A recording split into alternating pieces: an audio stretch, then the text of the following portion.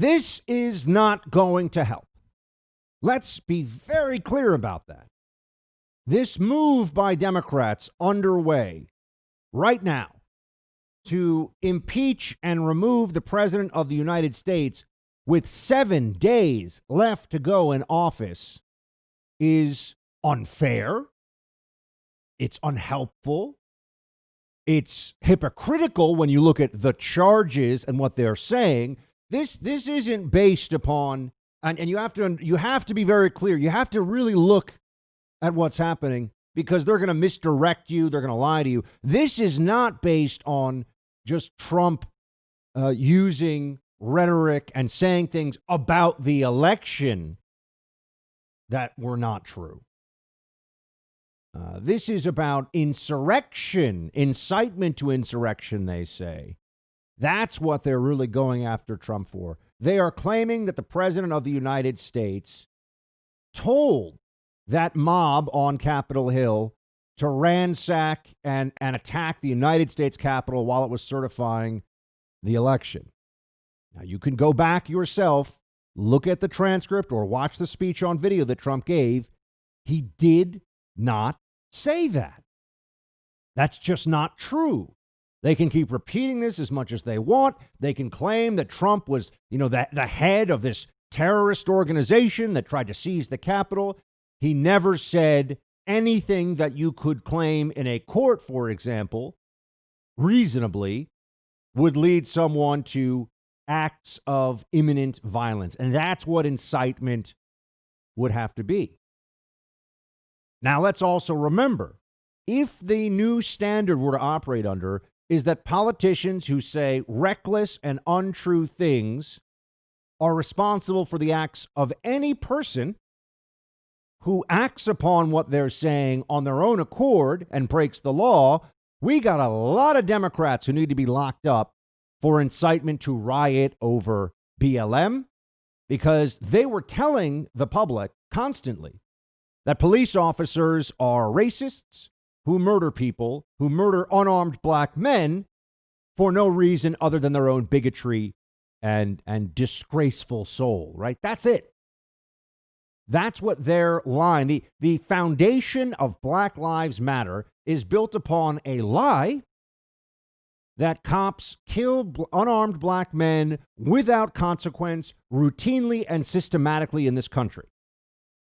That's not true. It's not that it never happens. And we all agree that when it does happen, it's highly unjust and wrong and evil.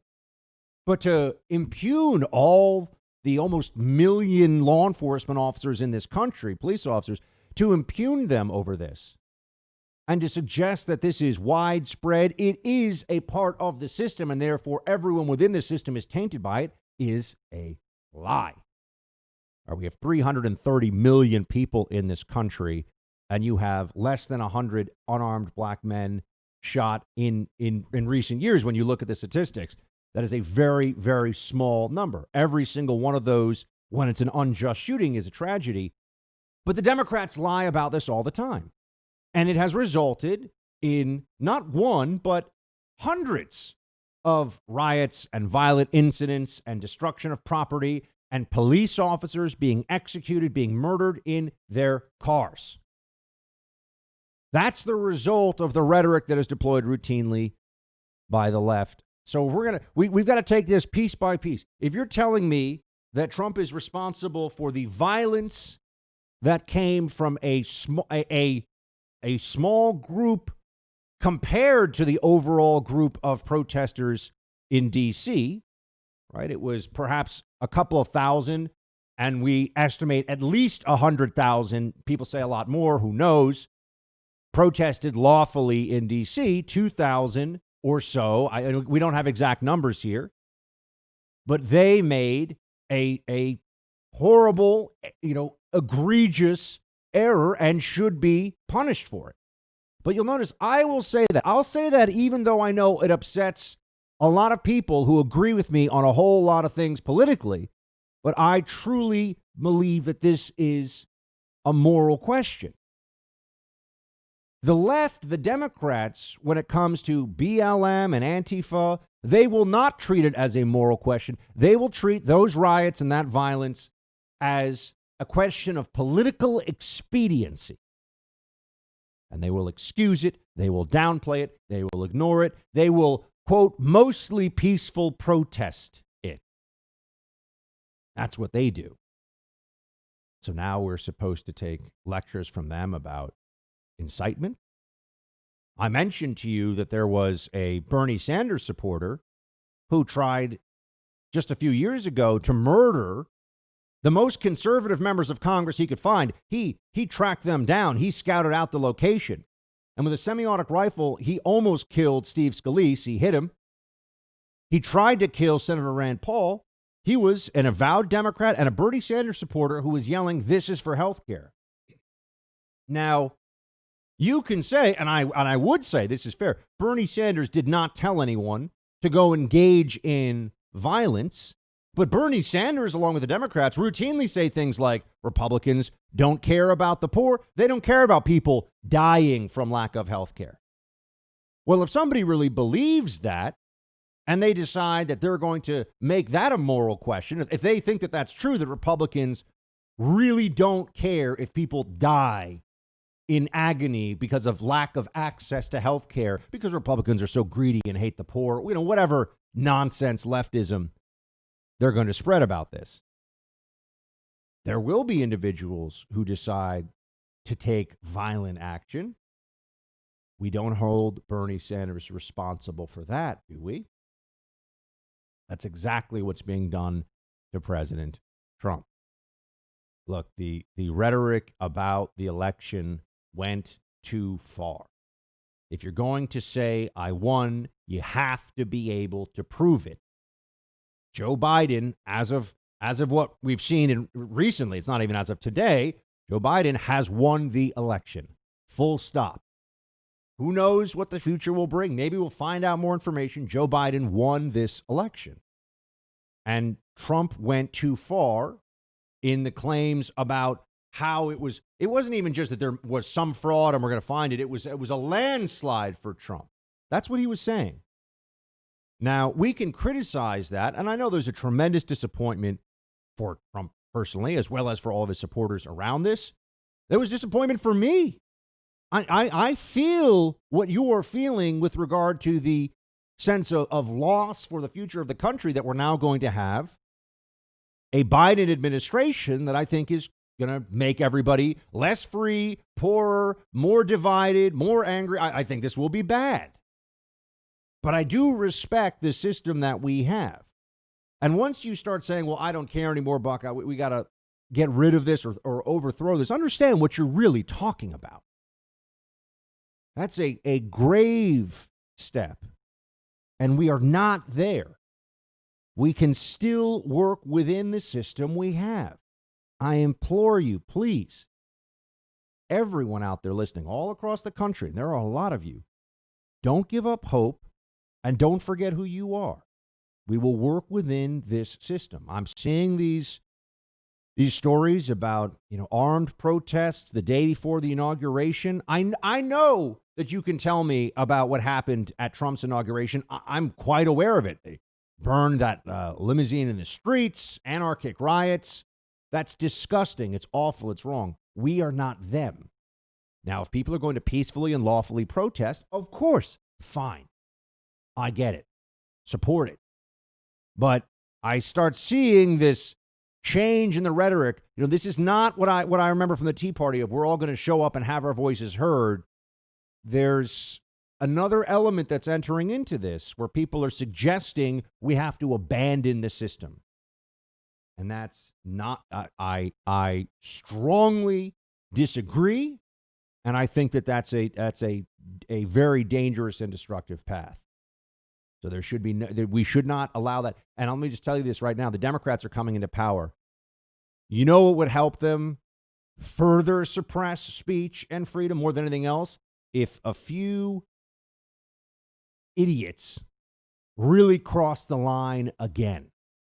Plays right into the Democrats' hands. They're already talking about using counterterrorism law against conservatives. They're already talking about this. They'll do it. They'll do it. And so let's not give these authoritarians an excuse for further overreach. Now, all of that said, I'm saying we have to stay within the system. Democrats are abusing the system. They are hurting the process set forward for impeachment and removal from office. They're intentionally going around the way it's supposed to work. They're moving past the judiciary. They're going right to let's get to the floor vote. Let's ram this thing through as quickly as possible. To what end? Why do this? Trump lost the election. He's done. He's done in a week. What purpose would it serve for the American people right now, other than to be a slap in the face of the 74 million people who voted for Trump in this past November, and the 60 some odd million that voted for him back in 2016? It's meant to humiliate and undermine. No one thinks Trump's not leaving. Trump knows he's leaving now. It's over. So why do this? Why kick a man when he's down? Well, this is where I say they are going around and they're trying to ram home their advantage. They want retribution. They want retribution, not just against Trump supporters. And I do believe that Republicans need to stay clear-eyed on this one and not give in to the Democrat mob, not give in to, at this stage, what possible benefit could there be? To repudiate the president and his whole legacy? I remember until the COVID pandemic and the Democrats exploiting that issue to the maximum and making us all as miserable and terrified as possible. But until that came along, the country did very well for 3 years of Trump's presidency. Things were good. They can lie about it as much as they want. I remember things were good. And the president was overall a very strong president for 3 years. The fourth year, things changed. The fourth year, we had COVID and we had lockdowns and the whole mood of the country changed. What does it tell the American people right now if with a week left to go, this president is removed by this congressional procedure? The people who say there need to be accountability, he lost the election. If they want to have a vote of censure, that's reasonable and within the process. But to remove with only a week left because they say he's in imminent danger, I think that's vindictive, and I think it's excessive. And I think it's all based, remember, they're not even just making the claim that he lied about the election, because Nancy Pelosi lied about the 2016 election. Oh, it was hijacked. The Democrats spent 4 years lying about what happened in 2016 and Russia collusion and all this insanity from them. Big tech didn't crack down on them. No votes of censure against them. None of them lost their jobs, either in the media or in politics, for openly and repeatedly lying to your faces, America, for years about Russia collusion. So I don't want to hear that, Trump's comments about the election. They still say, the Democrats still say the Georgia gubernatorial election was stolen from Stacey Abrams. They do this all the time. They objected to more states in 2017 as certification than the Republicans were in this election. So this should not be about, we don't like what Trump said about the election, therefore he should be impeached and removed from office, because look what the Democrats were saying about it. This is about incitement to insurrection. That's why they go for that charge. And on that charge, we need to be very precise and we need to stand firm on principle. The president cannot be held responsible for the actions of a mob that he did not direct. He did not say, go break the law. He did not say, go attack people. Was his rhetoric overheated about the election? Should he have been more measured? Should he have stayed within the confines of what the evidence he had and could present was? Yes.